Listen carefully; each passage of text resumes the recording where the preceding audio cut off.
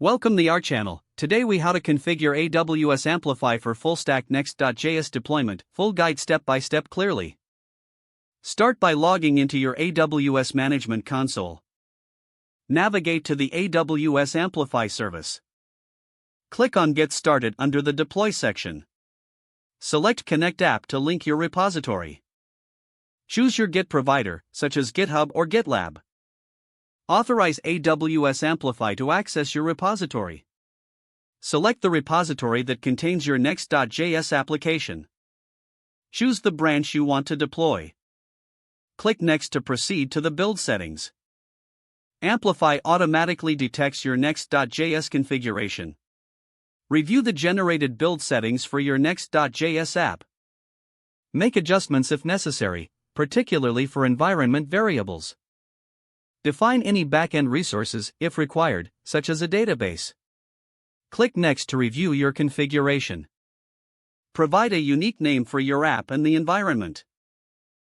Click on Save and Deploy to start the deployment process. Monitor the deployment status in the console. Once the deployment is complete, access your app via the provided URL. If necessary, configure your custom domain in the Amplify console. Adjust your app's environment variables for production. Test your application to ensure everything is functioning correctly. Set up automated deployments for future code changes through the same Git provider. Explore other features like hosting and authentication within AWS Amplify. Review the Amplify documentation for deeper insights into advanced features. Keep your application updated by regularly committing changes to your connected repository. If the page does not load, refresh the browser or try again in a private or incognito window. Make sure you are using the correct email address, then retype it carefully to avoid small typos.